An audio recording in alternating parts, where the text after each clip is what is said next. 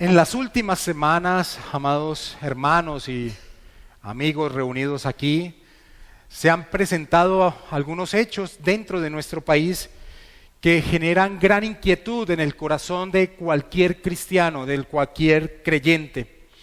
Y tal vez el mayor de los hechos que se han presentado es el asesinato de un bebé que se encontraba aún en el vientre. 7 meses tenía de gestación ese bebé y fue asesinado y fue avalado por parte de uno de los estamentos del Estado que supuestamente vela por el bienestar de las familias colombianas. Ahora, lo que más aterra de estas situaciones que se presentan es que empiecen a convertirse en comunes en medio de la sociedad en la cual vivimos. Los medios de comunicación entrevistan a personas que casi que con la mayor naturalidad están a favor de estos hechos. Y lo que inquieta es que ese tipo de propagación a través de los medios de comunicación y empezar a mostrar como algo positivo o normal estas cuestiones como el aborto, me recuerdan lo que sucedió hace unos años atrás con el tema también de la homosexualidad, cuando se empezó a defender a través de los medios de comunicación esta aberración sexual. A tal punto que al día de hoy nosotros vemos que la sociedad ya lo asume como algo común, de tal forma que muchos aún de nuestros gobernantes son abiertamente homosexuales y exponen su homosexualidad ya sin ningún tabú, como pudieran ellos expresarlo. Ahora, en un alto grado de ignorancia histórica, las personas salen a defender estos supuestos avances de la sociedad, porque así es que los tratan de presentar, los tratan de mostrar como cosas normales y salen defendiéndolos como con expresiones como es que estamos en el siglo XXI, es lo que comúnmente expresan, señalando que los que rechazamos esas posiciones somos personas del pasado, retrógradas o anticuadas. Ahora, he dicho que en una expresión de ignorancia porque es precisamente el ambiente que se vivía en el siglo I, una sociedad donde el aborto era lo común y el homosexualismo era un aspecto cultural normal, aceptado y altamente practicado. Así que cuando una persona sale a los medios de comunicación a hablar como si estuviéramos en un avance social, tiene un gran desconocimiento precisamente de la historia. Ahora, Peter Jones, que es un apologista cristiano, señala en su libro Llevando cautiva la mente pagana lo siguiente en torno a la sociedad del siglo I. Él exclamaba: los muchachos romanos eran buscados incesantemente por hombres adultos. De hecho, tarde o temprano, cada romano era señalado como un afeminado. Esto mostrando de que el homosexualismo era lo común en el siglo I. John MacArthur, en torno al asesinato de bebés, señala lo siguiente: durante gran parte de la historia romana, un padre tenía el derecho de decidir si su hijo recién nacido viviría o moriría. Cuando levantaban al bebé para que el padre lo viera, este giraba el pulgar hacia arriba si deseaba que el niño viviera, o hacia abajo si deseaba que muriera. Si el pulgar se doblaba hacia abajo, el niño era ahogado de inmediato. Avance de la sociedad. Aquellos que ven movimientos como el de la liberación femenina como algo de avance social deberían conocer que ese era el ambiente del siglo I. Una vez más cito a Jones. Él expresa: no contentas con ser amas de casa, algunas mujeres romanas eligieron la emancipación de los deberes maternos y se dedicaron a ocupaciones masculinas tales como el derecho, la política, el debate público, vestirse como hombres. Cazar con hombres, lanza en mano, participando en justas para gladiadores con armadura completa, lucha al desnudo, evadían las responsabilidades de la maternidad por temor a perder su belleza. Son expresiones de las mujeres en el siglo I. Ahora, lo irónico es que muchos piensan que estos movimientos actuales son el resultado de una evolución social. Ahora, ¿por qué nombro todo esto? Porque fue en ese tipo de sociedad donde la iglesia emergió con el mensaje del evangelio, exponiendo el estado caído en el que se encontraba el hombre, señalando el carácter santo del único Dios verdadero, mostrando el rumbo hacia donde se dirigían los hombres, una perdición eterna, mostrando a Jesús como la provisión dada por Dios para ser salvo, y señalando la obra del Espíritu Santo en aquellos que por la fe estaban unidos a Cristo. Fue en ese mundo de gran similitud al que vivimos que la iglesia perturbó a la sociedad, como los mismos paganos llegaron a confesar de los cristianos en el siglo I. Ellos decían: estos que trastornan el mundo han venido también a nuestra ciudad. Así se referían acerca de los cristianos. Nuestro Señor Jesucristo señaló en torno a la función de sus discípulos: vosotros sois la sal de la tierra, pero si la sal se desvaneciera, ¿con qué será salada? No sirve más para nada, sino para ser echada fuera y hollada, es decir, pisoteada por los hombres. Y esa era una advertencia, y temo que esa advertencia es lo que ha sucedido con la iglesia del Señor Jesucristo en el día de hoy. ¿Por qué? Porque realmente la iglesia del Señor Jesucristo ya no trastorna el mundo. ¿Y por qué no lo trastorna? Porque no abrimos nuestras bocas. Esa fue la gran diferencia de la iglesia del siglo I a la iglesia del siglo XXI. La sociedad era la misma, muy similar, con los desvíos que ya he presentado. Pero ¿cuál era la diferencia de la iglesia que nació en el siglo I y cuál es la diferencia de la iglesia ahora? Que no abrimos nuestras bocas. Un hermano que se vislumbra como un gran teólogo expresaba el día de ayer lo siguiente: la frase, la misión exige sacrificio y el sacrificio crece de la convicción. Esto es un resumen de la vida en torno a esa frase. Decía: esto es un resumen de la vida de todo creyente antes, ahora y para el futuro.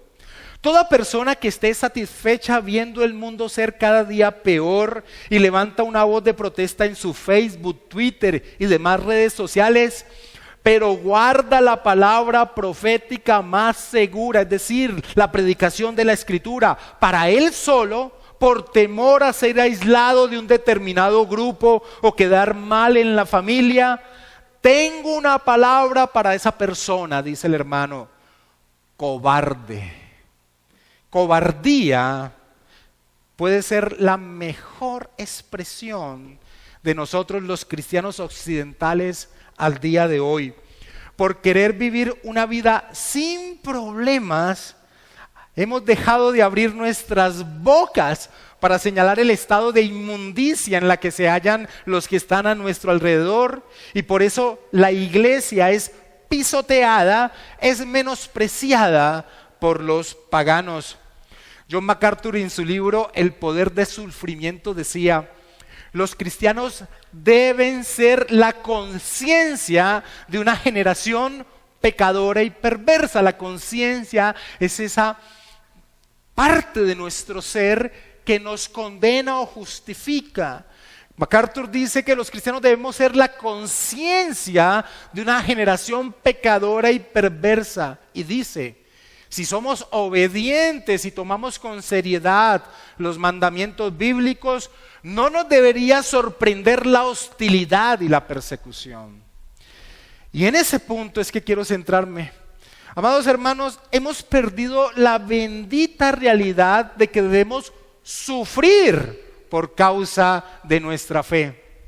Eso está muy alejado de nuestro entendimiento del cristianismo. Pero nosotros podemos ver en las Escrituras que cristiano es sinónimo de sufrir por manos de una sociedad caída. Eso es lo que nos presenta la Escritura. Ser cristiano es sinónimo de sufrir por manos de una sociedad caída. Nuestro Señor Jesucristo dijo: en el mundo tendréis aflicción. Y no lo decía únicamente por estar viviendo en un mundo maldito por Dios, sino por lo que iba a suceder con aquellos que abrieran la boca para predicar el Evangelio. El apóstol Pedro dijo: amados, no os sorprendáis del fuego de prueba que os ha sobrevenido, como si alguna cosa extraña os aconteciese, sino gozaos por cuanto sois participantes de los padecimientos de Cristo, para que también en la revelación de su gloria os gocéis con gran alegría. Pero pareciera que el cristiano ha olvidado que sufrir es parte de ser cristiano. Sufrir, ¿por qué? Por abrir nuestras bocas, por ser la conciencia del mundo, por ser la sal de la tierra. Es por ello que el texto que vamos a estudiar, o que vamos a empezar a estudiar en esta noche, el texto que vamos a estudiar durante este mes, los días miércoles, cobra tanta importancia para la iglesia de nuestro Señor Jesucristo, que está adormecida en torno a la comisión que el Señor de gloria les dejó: hacer discípulos enseñándoles toda la verdad hasta el último de los días que estemos en esta pasajera y efímera tierra. Es un texto largo, es narrativo, como es el libro de los Hechos de los Apóstoles, pero quiero que lo leamos completos, porque en el día de hoy vamos a exponer un aspecto importante que nos enseña, que nos señala este texto de lo que vivió la iglesia en su nacimiento, cuando trastornó a un mundo tan similar como el mundo en el cual vivimos hoy en día. Hechos capítulo 5, versículo 17 al 42. Cómo la sociedad occidental se transformó de una sociedad altamente pagana en torno al adulterio, la homosexualidad, el aborto, etcétera, etcétera. ¿Cómo? Porque fue impactada por el Evangelio. ¿Por qué hoy en día vemos un resurgir tan fuerte de ese libertinaje pagano de vida? Porque la iglesia cerró su boca. Así que el tema que se expone aquí, esa vivencia, es fundamental para nosotros, que por la obra del Espíritu Santo le pedimos que nos transforme y nos haga entender que sufrir es parte de lo que somos, pero sufrir es por abrir nuestras bocas. Leamos por favor Hechos capítulo 5, versículo 17 en adelante. Entonces, levantándose el sumo sacerdote y todos los que estaban con él, esto es la secta de los saduceos, se llenaron de celos y echaron mano a los apóstoles y los pusieron en la cárcel pública. Mas un ángel del Señor, abriendo de noche las puertas de la cárcel y sacándoles, dijo: id y puestos en pie en el templo, anunciad al pueblo todas las palabras de esta vida. Habiendo oído esto, entraron de mañana en el templo y le enseñaban. Entre tanto vinieron el sumo sacerdote y los que estaban con él y convocaron al concilio y a todos los ancianos de los hijos de Israel y enviaron a la cárcel para que fueran traídos. Pero cuando llegaron los alguaciles, no los hallaron en la cárcel. Entonces volvieron y dieron aviso diciendo: por cierto, la cárcel hemos hallado cerrada con toda seguridad y los guarda afuera de pie ante las puertas, mas cuando abrimos a nadie hallamos adentro. Cuando oyeron estas palabras, el sumo sacerdote y el jefe de la guardia del templo y los principales sacerdotes dudaban en qué vendría a parar aquello. Pero viniendo uno les dio esta noticia: he aquí los varones que pusisteis en la cárcel están en el templo y enseñan al pueblo. Entonces fue el jefe de la guardia con los alguaciles y los trajo sin violencia, porque temían ser apedreados por el pueblo. Cuando los trajeron, los presentaron en el concilio y el sumo sacerdote les preguntó diciendo: ¿no os mandamos estrictamente que no enseñaseis en ese nombre? Y ahora habéis llenado a Jerusalén de vuestra doctrina y queréis echar sobre nosotros la sangre de ese hombre. Respondiendo Pedro y los apóstoles dijeron: Es necesario obedecer a Dios antes que a los hombres. El Dios de nuestros padres levantó a Jesús, a quien vosotros matasteis colgándole en un madero. A este Dios ha exaltado con su diestra por príncipe y salvador, para dar a Israel arrepentimiento y perdón de pecados. Y nosotros somos testigos suyos de estas cosas, y también el Espíritu Santo, el cual ha dado Dios a los que le obedecen. Ellos, oyendo esto, se enfurecían y querían matarlos. Entonces, levantándose en el concilio un fariseo llamado Gamaliel, doctor de la ley, venerado de todo el pueblo, mandó que sacasen fuera por un momento a los apóstoles, y luego dijo: varones israelitas, mirad por vosotros lo que vas a hacer respecto a estos hombres. Porque antes de estos días se levantó Teudas diciendo que era alguien. A este se unió un número como de 400 hombres, pero él fue muerto, y todos los que le obedecían fueron dispersados y reducidos a nada. Después de este se levantó Judas el Galileo en los días del censo y llevó en pos de sí a mucho pueblo. Pereció también él, y todos los que le obedecían fueron dispersados. Y ahora os digo, apartaos de estos hombres y dejadlos, porque si este consejo o esta obra es de los hombres, se desvanecerá. Mas si es de Dios, no la podéis destruir. No seáis tal vez hallados luchando contra Dios. Y convinieron con él, y llamando a los apóstoles, después de azotarlos, les intimaron que no hablasen en el nombre de Jesús, y los pusieron en libertad. Y ellos salieron de la presencia del concilio gozosos de haber sido tenidos por dignos de padecer afrenta por causa del nombre. Y todos los días en el templo y por las casas no cesaban de enseñar y predicar a Jesucristo. En este mes de marzo, los días miércoles, quiero exponer 3 aspectos que la iglesia debe tener presente en torno a la labor que le es demandada por el Señor de gloria, de predicar el evangelio. El primero de ellos, y que veremos en esta noche, se centra en exponer a quién es que predicamos. En otras palabras, las características del hombre natural, es decir, el hombre que no tiene vida espiritual, frente al evangelio. ¿Cuál es la importancia de este tema? La importancia de este tema, y esto lo voy a reiterar hacia el final de esta enseñanza, la importancia del tema de entender a quién le llevamos el mensaje del evangelio, al hombre en su estado natural. La importancia de entenderlo es que he conocido personas amantes del Señor, celosas por predicar su palabra, pero que poco a poco el rechazo que encuentran a la exposición del evangelio hace que poco a poco vayan cerrando sus bocas. Así que es muy importante entender a quién es que llevamos el mensaje del evangelio. El próximo miércoles estudiaremos las características del evangelista. Hoy nos vamos a centrar en el hombre natural frente al evangelio. El próximo miércoles vamos a ver las características del cristiano presentando el evangelio. Y el tercer miércoles de este mes vamos a exponer el mensaje que llevaban los primeros cristianos, el mensaje del evangelio.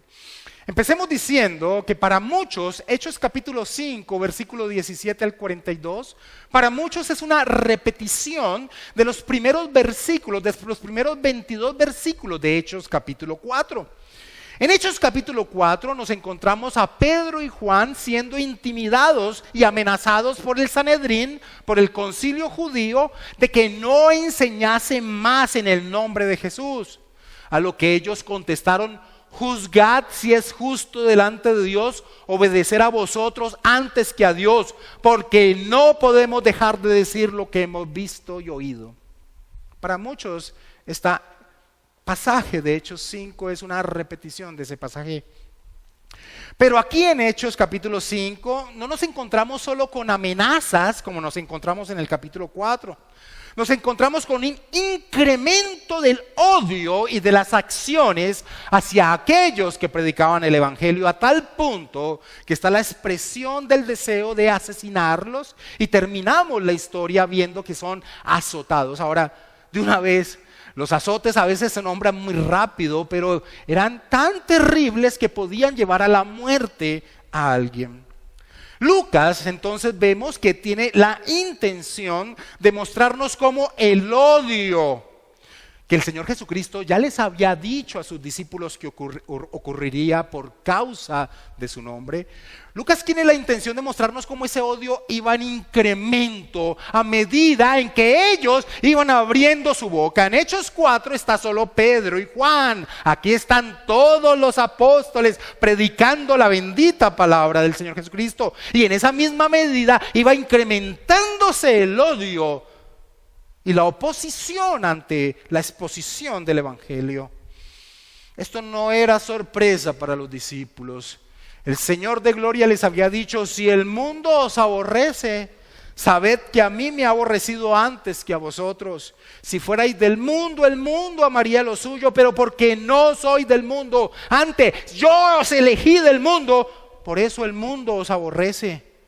Acordaos de la palabra que yo os he dicho: el siervo no es mayor que su Señor. Si a mí me han perseguido, decía nuestro Señor, también a vosotros os perseguirán. Si han guardado mi palabra, también guardarán la vuestra. Mis amados hermanos, sin dudas, si la iglesia cumple su función de abrir su boca, no hay posibilidad de que no sea odiada por esta sociedad caída. El hombre natural, y reitero, es decir, el hombre en quien Dios no ha dado vida espiritual, el hombre natural odia la verdad del Evangelio. Y la odia porque expone una realidad que quiere ocultar en lo más profundo de su ser. Y esa realidad es que el hombre natural haya deleite en ir en contra de lo establecido por Dios. Pero esa es una verdad que no se quiere aceptar. El apóstol Juan en su evangelio señaló esto diciendo: todo aquel que hace lo malo aborrece la luz y no viene a la luz para que sus obras no sean reprendidas. Así que no hay forma, entiéndelo, no hay forma que abras la boca, que es tu comisión, la orden dada por el Señor de gloria. No hay forma de que no recibas como respuesta rechazo, odio de parte de una sociedad caída. Ahora, en el contexto anterior de Hechos capítulo 5, versículo 17, en el contexto anterior, Lucas, a través de un resumen, nos mostraba lo que estaba aconteciendo en medio de Jerusalén. Voy a leer Hechos 5, versículos 12 al 16. Y por la mano de los apóstoles se hacían muchas señales y prodigios en el pueblo. Y estaban todos unánimes en el pórtico de Salomón. De los demás ninguno se atrevía a juntarse con ellos, mas el pueblo los alababa grandemente.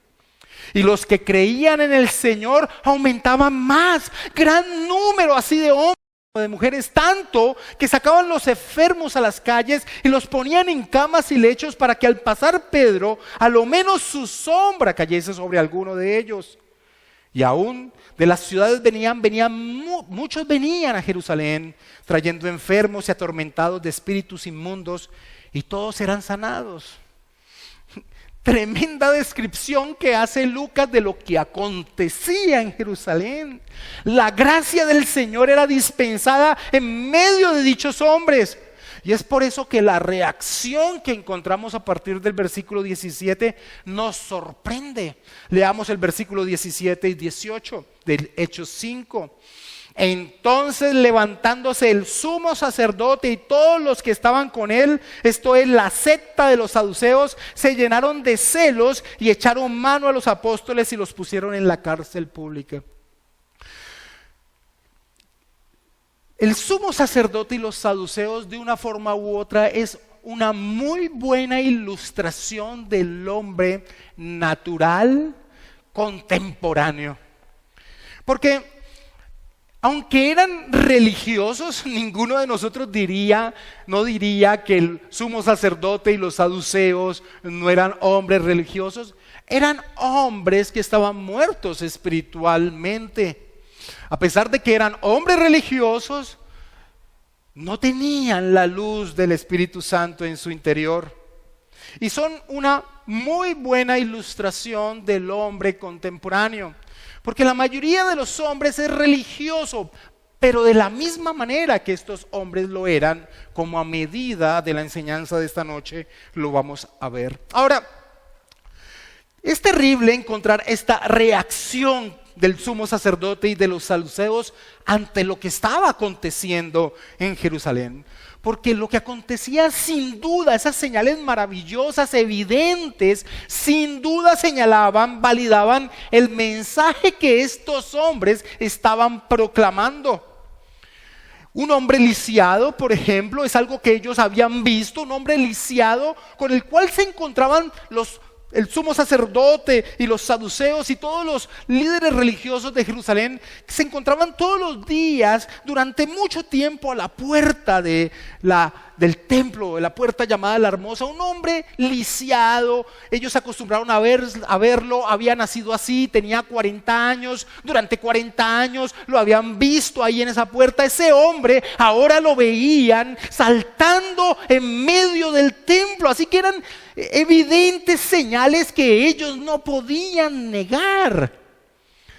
Pero esto que era evidente y que sin duda señalaba que estos hombres proclamaban un mensaje de parte de Dios, no importaba, pasaba a un segundo plano en torno a el aspecto que más le importaba a ellos, al sumo sacerdote y a los saduceos, y era que su autoridad estaba siendo atacada. Un día, uno de estos líderes religiosos, no un saduceo, un fariseo, vino donde el Señor Jesucristo, pero era de este grupo que hacía parte del concilio de Jerusalén, y vino y le dijo al Señor Jesucristo: Maestro, sabemos que viene de parte de Dios, porque las señales que tú haces sin duda muestran que vienen de parte de Dios. Ahora, cuando Nicodemo viene al Señor Jesucristo, en esa narración de Juan capítulo 3, el Señor Jesucristo le señala la condición real que tenía Nicodemo. Él le dice: de cierto te digo, que el que no naciere de nuevo no puede ver el reino de Dios. Nosotros nos sorprendemos al ver la reacción de estos hombres ante esas señales, que es contraria a la que uno esperaría, pero claramente ellos no podían ni siquiera percibir el reino de Dios. Y ese es el problema del hombre en su estado natural. Frente al evangelio es un muerto espiritual. Por más que se evidencie lo que acontece, como era evidente lo que estaba pasando allí, para el hombre natural no tiene ninguna importancia. Lo que le importaba al sumo sacerdote y a los saduceos era que sentían que estaban perdiendo el control y la autoridad sobre el pueblo. Su mirada no tenía otra perspectiva sino la temporal, y esa es la mirada del hombre natural. Es una perspectiva de la temporalidad. Eso es lo importante para ellos. El día de mañana es lo importante para el hombre en su estado natural. Lo trascendente no pasa por su mente. Los saduceos eran una secta, como lo llama aquí Lucas. Ahora, cuando nosotros encontramos esa palabra el día de hoy, es despectiva, pero en esa época no era despectiva. Una secta era un grupo religioso.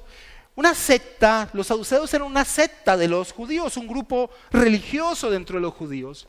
Ellos tenían el control del templo y de todo lo que acontecía en el templo. Y si tú has estudiado las Escrituras, te has dado cuenta la importancia que tenía el templo para los judíos.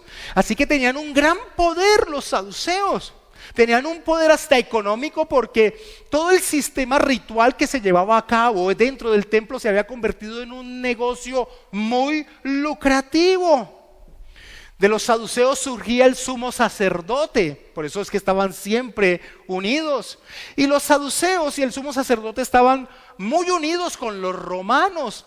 Así que el interés de ellos, y tratemos de ponernos en los zapatos del sumo sacerdote y los saduceos, el interés de ellos era que las cosas siguieran como estaban, que el status quo siguiera como estaban. Pero lo que estaba aconteciendo estaba llevando a un cambio.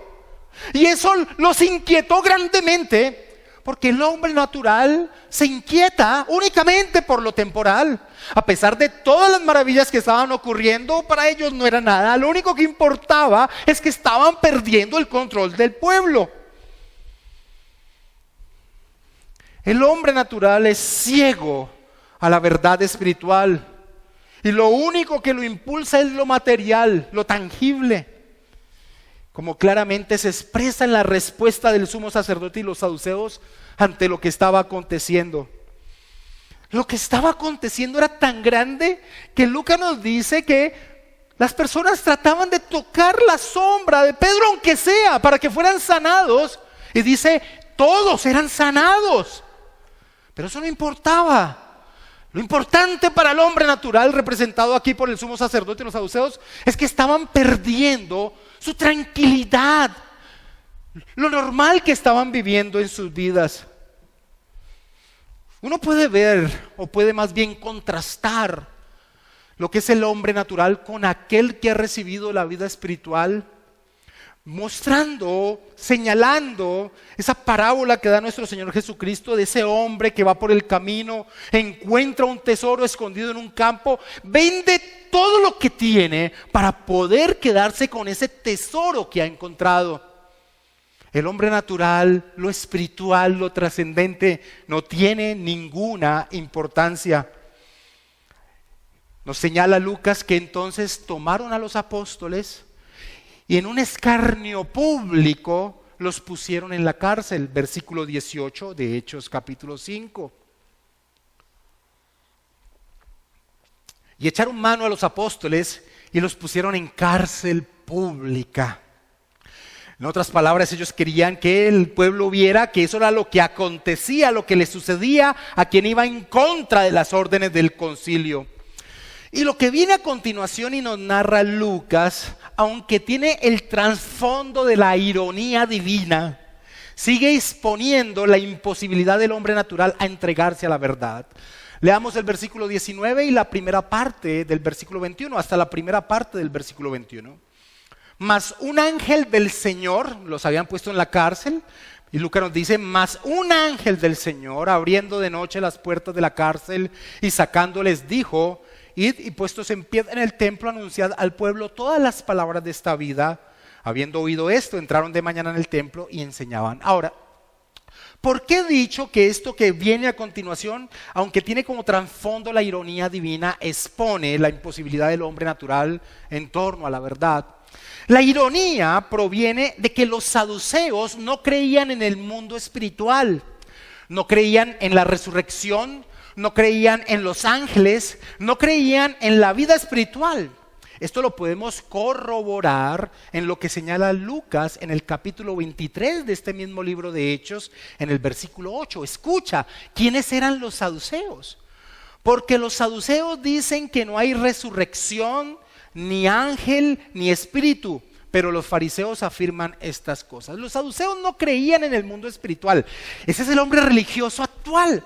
El hombre religioso actual cree que hay un Dios. Los saduceos creían que había un Dios, pero no tenía nada que ver con la trascendencia de la vida, nada espiritual. Podemos decir, como algunos señalan, que los saduceos eran los teólogos liberales de la época.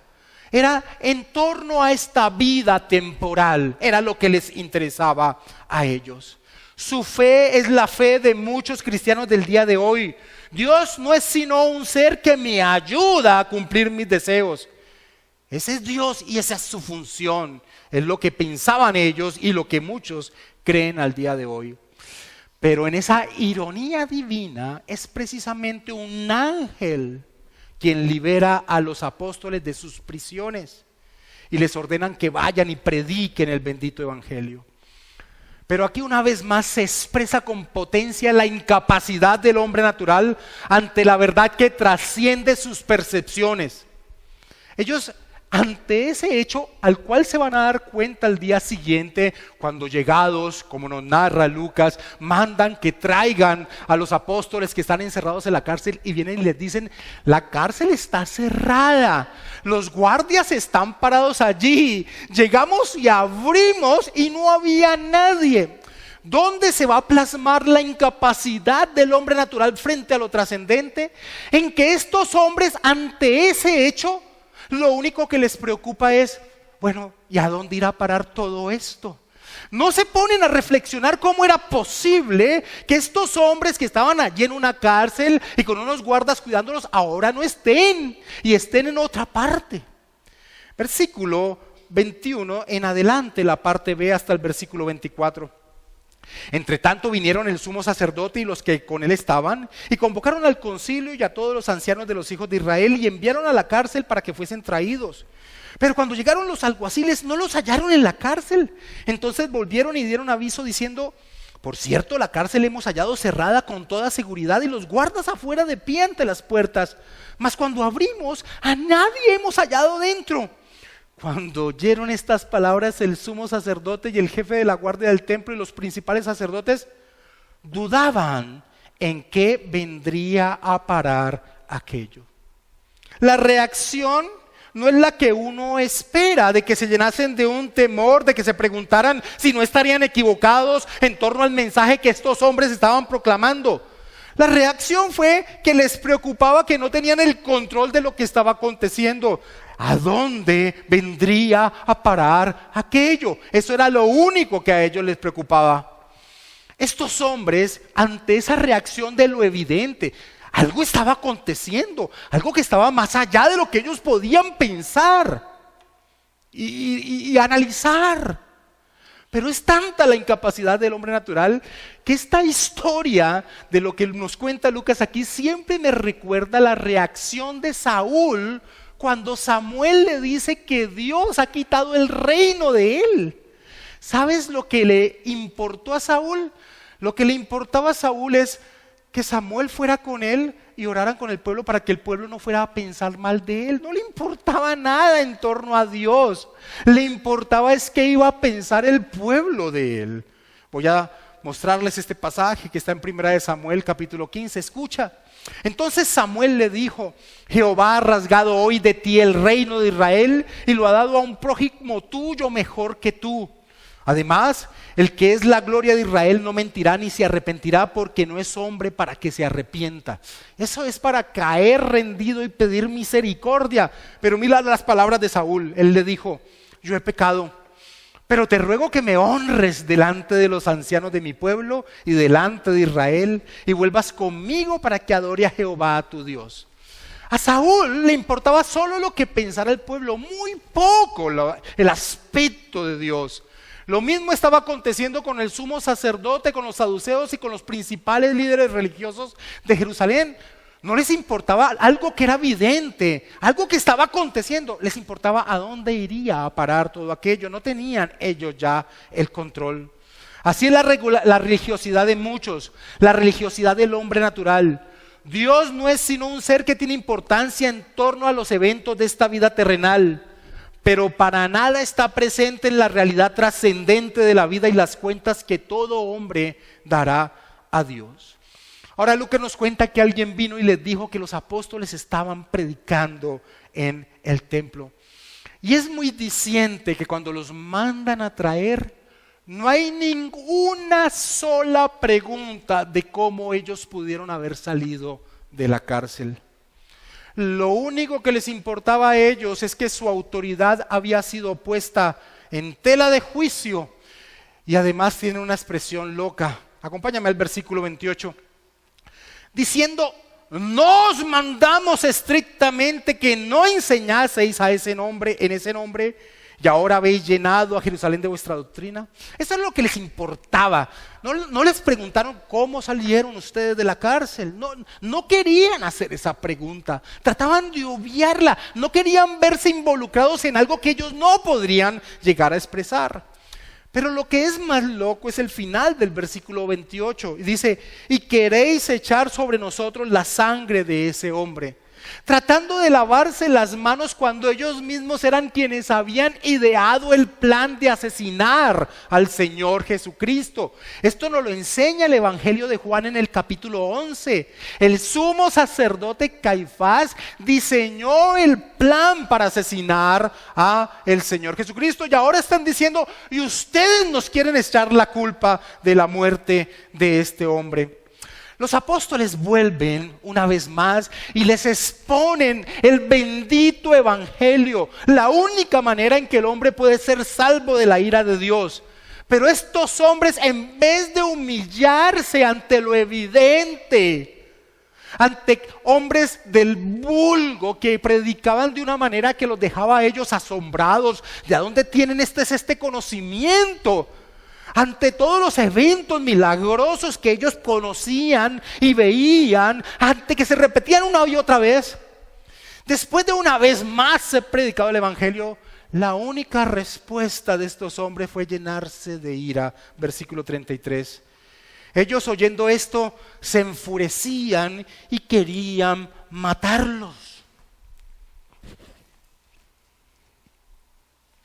Solo los detuvo en su intención de matar a los apóstoles que un fariseo muy respetado entre toda la comunidad judía, aún los saduceos lo respetaban. No sé si sepan, pero los saduceos y los fariseos tenían una rivalidad muy fuerte. Pero aún en medio de esa rivalidad, Gamaliel era un fariseo muy respetado. A este hombre se le llamaba no rabí, sino Rabán.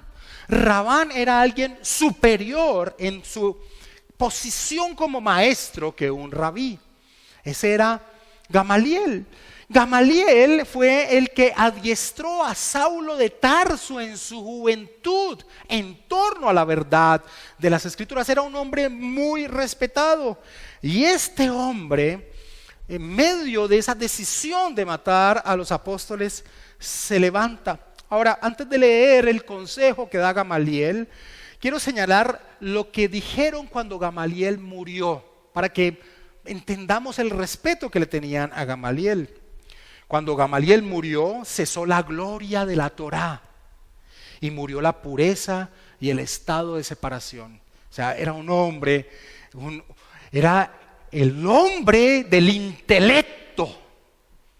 El hombre del intelecto dirigía la escuela Hillel, la escuela rabínica de Hillel, la dirigía él en esa época. Era un hombre de intelecto y lo escucharon. Versículo 34. Entonces, levantándose en el concilio un fariseo llamado Gamaliel, doctor de la ley, venerado de todo el pueblo, mandó que sacasen fuera por un momento a los apóstoles y luego les dijo: varones israelitas, mirad vosotros lo que vas a hacer respecto a estos hombres, porque antes de estos días se levantó Teudas diciendo que era alguien. A este se unió un número como de 400 hombres, pero él fue muerto y todos los que le obedecían fueron dispersados y reducidos a nada. Después de este se levantó Judas el Galileo en los días del censo y llevó en pos de sí a mucho pueblo. Pereció también él y todos los que obedecían fueron dispersados. Ahora os digo, apartaos de estos hombres y dejadlos, porque si este consejo o esta obra es de los hombres se desvanecerá, mas si es de Dios no la podréis destruir. No seáis tal vez hallados luchando contra Dios. Ahora, ¿sabes qué es lo tremendo? Que muchos ven en el consejo de Gamaliel un consejo sabio, digno de imitar. Ese es lo común del pensamiento de los cristianos aún en el día de hoy. Pero no es así. El consejo de Gamaliel no es un consejo sabio. El consejo sabio no era quedarse quietos, como él demandaba. El consejo sabio debió haber sido algo así: ciegos, ¿no ven lo evidente? De quien estos predican sin dudas es aquel de quien los profetas habían anunciado: arrepintámonos para hallar la gracia de Dios. Ese es el consejo sabio que debía haber surgido. Ahora, lo que muestra este pasaje, este consejo de este gran sabio judío, es que ni aún las más grandes mentes humanas intelectuales pueden o tienen la capacidad por sí mismas de poder postrarse ante la verdad del evangelio. El aceptar la verdad de Dios no es cuestión de capacidad intelectual, sino un aspecto espiritual. Frente a estos hombres estaban los mismos apóstoles de Jesucristo, capacitados con el poder del Espíritu Santo, exponiendo como ninguno podría hacerlo el Evangelio. Frente a ellos estaba escuchándolo también un hombre como Gamaliel, que conocía las Escrituras como ninguno la conocía. Pero la respuesta fue la de un muerto espiritual. No tenían la capacidad de aceptar la gloriosa verdad que era tan evidente. Muchas personas dicen: ¿qué consejo tan sabio de Gamaliel? Gamaliel relacionó al Señor de gloria con dos rebeldes del pasado. Esa es la capacidad intelectual frente al Evangelio. Ninguna. El apóstol Pablo, enseñando a una sociedad que se jactaba de su capacidad intelectual, les dijo: el hombre natural no percibe las cosas que son del Espíritu de Dios, porque para él son locura y no las puede entender, porque se han de discernir espiritualmente. Ahora, Dios en su providencia utiliza ese consejo de este hombre para guardar, para proteger por ahora que los apóstoles del Señor Jesucristo no fuesen ejecutados. La decisión que tomaron entonces fue azotarlos.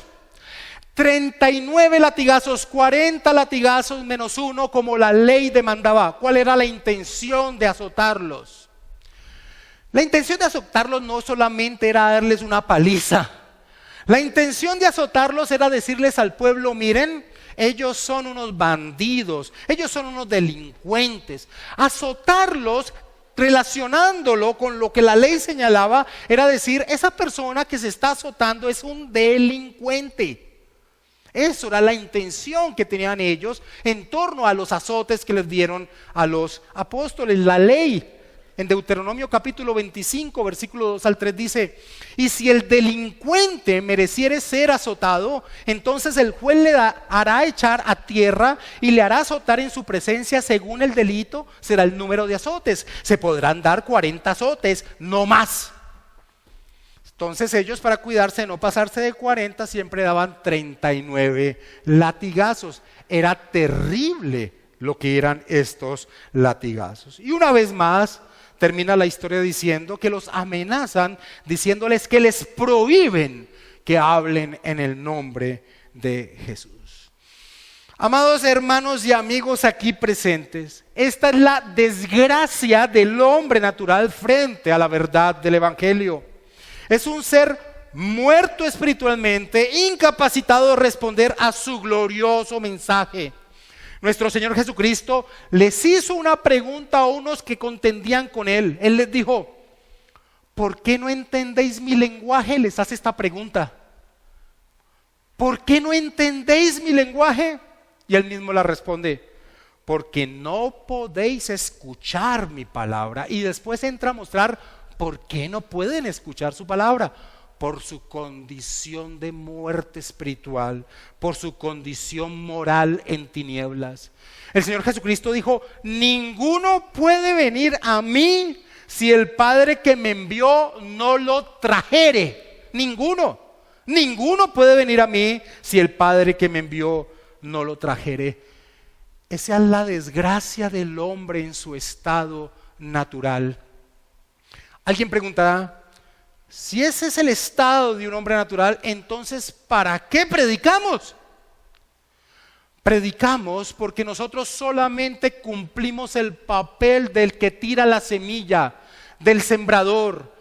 Nosotros tiramos la semilla del Evangelio y el terreno donde caiga depende de la soberanía y voluntad de Dios. El apóstol Pablo también nos enseña este mismo libro de Hechos. Cuando llegó a Corinto por primera vez, sufrió mucha dificultad, muchos contradictores, muchas penumbras, y él estaba apabullado. Pero se nos dice que el Señor en la noche se le apareció en visión y le dijo que él tenía mucho pueblo en medio de esa ciudad.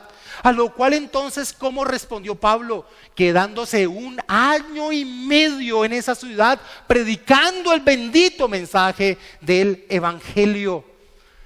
No nos podemos apabullar cuando la respuesta al mensaje del Evangelio sea contraria. Entendemos por qué. entendemos por qué. Mira, ponte en los zapatos de los apóstoles, predicándoles a sus hermanos en la fe. Ellos conocían la ley, ellos conocían las escrituras, ellos conocían la esperanza mesiánica, ellos conocían, y para ellos debe haber sido muy frustrante el rechazo ante el mensaje de la palabra de Dios. ¿Sabes qué lo ayudó para no cerrar sus bocas, sino seguir proclamando la verdad? Que en la revelación progresiva de Dios, Dios les había dicho lo que acontecería cuando ellos abrieran sus bocas. Y todo arranca dentro de esa revelación progresiva cuando Dios llama al profeta Isaías para que cumpla su labor de llevar la palabra a una nación que estaba próxima a recibir el juicio divino. Acompáñame a Isaías capítulo 6, versículo del 8 al 12. Este es el llamado que Dios le hace a Isaías. Le dice: después oí la voz del Señor que decía: ¿a quién enviaré? ¿Y quién irá por nosotros? Entonces respondí yo: heme aquí, envíame a mí. Y dijo: anda y di a este pueblo: oíd bien y no entendáis, ved por cierto, mas no comprendáis. Engruesa el corazón de este pueblo y agrava sus oídos y ciega sus ojos, para que no vean con sus ojos, ni oigan con sus oídos, ni su corazón entienda, ni se convierta, ni haya para él sanidad. ¿Cómo?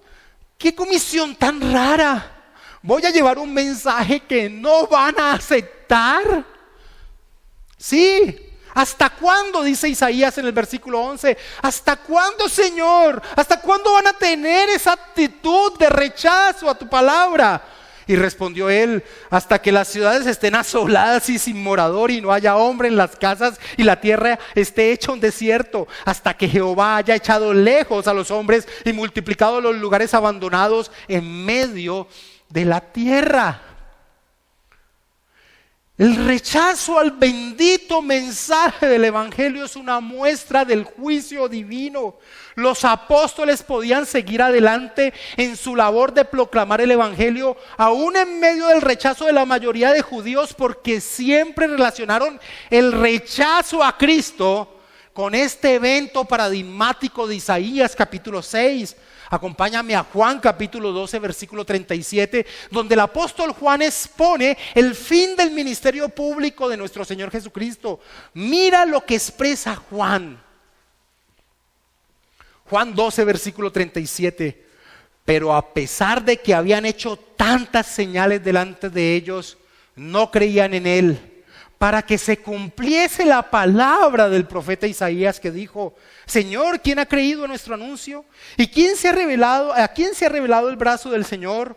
Por esto no podían creer, porque también dijo Isaías: cegó los ojos de ellos y endureció su corazón, para que no vean con los ojos y entiendan con el corazón y se conviertan, y yo los sane. En este mismo libro de los Hechos de los Apóstoles que estamos estudiando, el apóstol Pablo cierra entendiendo el porqué del rechazo, y una vez más señala este mismo pasaje de Isaías. En Hechos capítulo 28 versículo 25 podemos verlo.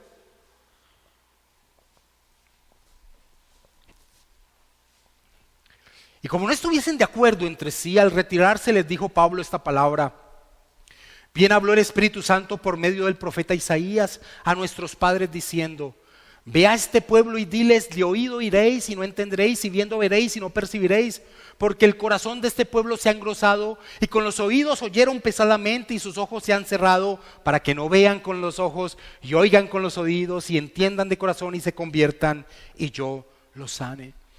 Ellos entendían que cuando era rechazado el mensaje del evangelio que ellos llevaban, era una muestra del juicio divino, pero eso no los detenía de seguir abriendo sus bocas y trastornando un mundo caído y podrido como el mundo que tenemos al día de hoy. No puede ser que los rechazos que tú has encontrado, que las burlas que has encontrado y que minan tu corazón y que te duelen, sean causa para que no abras tu boca. Entiéndelo, es tu papel. Tú eres el sembrador que tira la semilla. El terreno donde caiga solo le corresponde a Dios. Aquellos hombres y mujeres que cada vez que escuchan el mensaje del Evangelio se ríen en su interior o les parecen historias intrascendentes.